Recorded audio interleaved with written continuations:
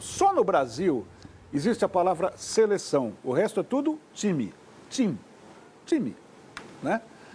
Pressupõe que a seleção seja o conjunto dos melhores, pelo menos no atual momento, na atualidade.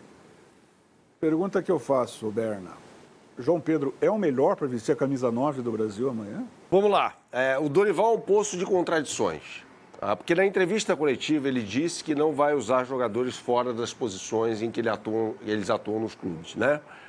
Para olhar para o João Pedro, que é um bom jogador, a gente precisa olhar para o contexto do time dele, que é o Brighton, né?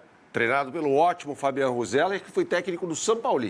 Qual é o tamanho do Brighton? É tipo Juventus, assim, mais ou menos? Não, é um time que é pequeno, mas que já se classificou para competições europeias na Inglaterra, recentemente com o Neto De Zerbi.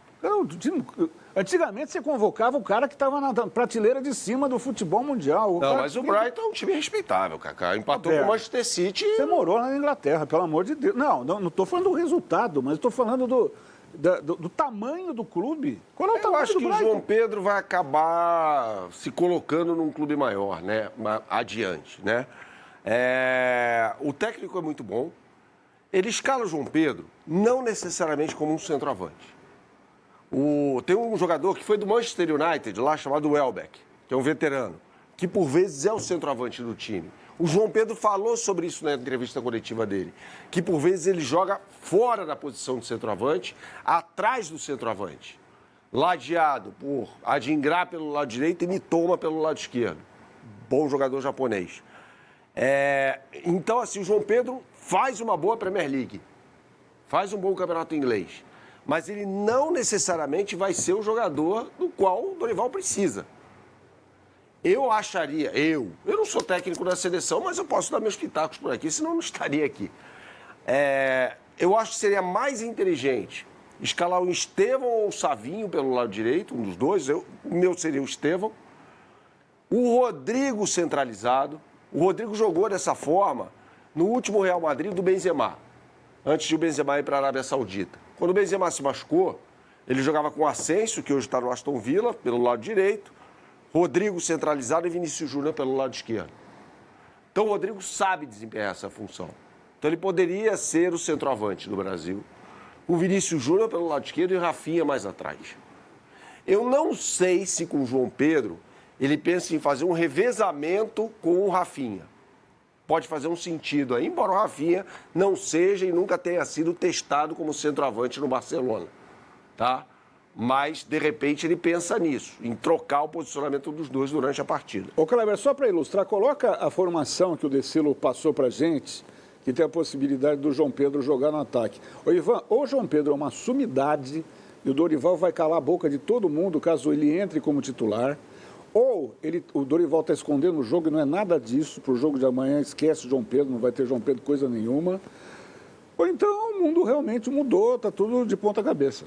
Nada contra o jogador, tá? Absolutamente nada contra o jogador, mas ninguém vai me colocar na cabeça que o titular do Brighton tem tudo para ser mais importante para a seleção brasileira que o reserva do Mbappé, um dos melhores jogadores do mundo, reserva no maior clube do mundo. Ninguém vai me colocar na cabeça. Pode esquecer. Ele tem que me provar no campo. Agora, uma questão... O Endrick, para mim... O Dorival não gosta do Endrick. O Endrick só está na seleção brasileira hoje porque o Neymar se machucou. Infelizmente. O Endrick é o reserva do Mbappé, um dos melhores jogadores do mundo, um atleta que tem jogado, arrancado elogios do Ancelotti e tem sido útil. Ele fez a faculdade no Brasil. Ele está se especializando na Europa. Nível de competitividade altíssimo. Concorrência. Ele está com Vinícius Júnior, Rodrigo, Bellingham e Mbappé. Ele vai treinar com 2 dos 3 jogadores da seleção brasileira que jogam na frente. Ele já treina com esses caras. Ele já treina. E a seleção brasileira não consegue usar esse entrosamento para, de alguma forma, fazer com que o Brasil ganhe tempo. Agora, pegando esse campinho que está na tela aí, Berna, para você ajudar quem está nos assistindo aqui. Veja lá, Rodrigo está ali na direita, Vinícius Júnior na esquerda, Rafinha um pouco mais atrás. E aí fica a dúvida do comandante de ataque, que quando o Pedro estiver bem, vai ser o Pedro. Não tem dúvida. A menos que o Pedro não volte a jogar futebol. O Pedro sofre a sua segunda lesão ligamentar. Pois é, pois é.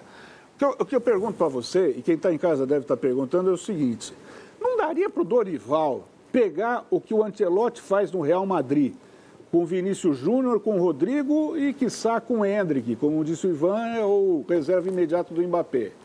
E o que o Hansi Flick faz com o Barcelona, com o Rafinha, colocá-los nas posições respectivas dos clubes em que eles jogam e colocar em campo para jogar pela seleção? Se ele colocar o Rafinha na posição em que ele joga no Barcelona, ele vai ter que escolher entre Vinícius Júnior e Rafinha. Não dá. O Rafinha já jogou centralizado no Barcelona antes da chegada do Dani Olmo, que demorou a chegar por causa da questão da Eurocopa, tal, aquela coisa toda. O Dani Olmo chega, o Rafinha vai para o lado esquerdo, e tem jogado pelo lado esquerdo, né? Então, diante do que ele tem, me parece que a posição do Rafinha faz mais sentido, porque o Vinícius Júnior ele não vai tirar na ponta esquerda, né? A questão aí, Cacá, eu concordo com o Ivan, eu jogaria com o Rodrigo, ou o Estevão e o Rodrigo, mas faz sentido jogar com o Endrick ali na condição do centroavante, está tudo certo. Eu não teria dúvida, tá? Com esse esquema tático, no meio de campo, atrás. Para mim é Bruno Guimarães e Gerson. O Gerson no Flamengo joga lá pelo lado direito, mas ele sabe jogar nessa posição. O Joelinton, no Newcastle, joga num sistema com 3 meias. O Newcastle joga num 4-3-3, é diferente disso aí. Com Tonali pelo lado direito, Bruno Guimarães como primeiro homem e Joelinton pelo lado esquerdo.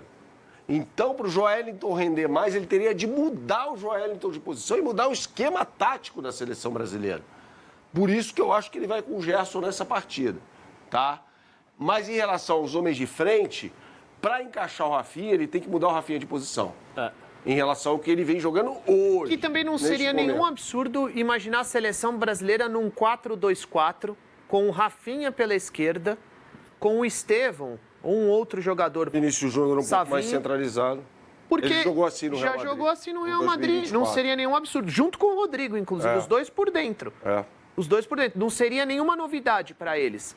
Eu só entendo o seguinte. O Brasil, ele está montando um time. Você precisa de repetição e precisa de entrosamento. Se você ficar mudando tudo toda hora, sendo que eles se reúnem de vez em quando para jogar, nós não teremos uma seleção organizada do ponto de vista coletivo. Eu já falo isso, inclusive, com relação à convocação. Todo mundo entende que o Gerson, por exemplo, vou dar o exemplo do Gerson aqui. Gerson deita no futebol brasileiro e hoje é titular de forma merecida na seleção brasileira. É o melhor meio-campista que nós temos. Na função dele, ele é o melhor no Brasil. Vamos supor que o Gerson cai de produção no Flamengo. O Flamengo começa a jogar mal e ele cai de produção. Tem que manter o Gerson. Ele vai voltar a jogar, porque ele sabe jogar, todo mundo sabe que esse cara sabe jogar. Se você ficar trocando toda hora, se você ficar convocando toda hora jogadores diferentes por conta das fases, você não monta um time. Nós precisamos de um time.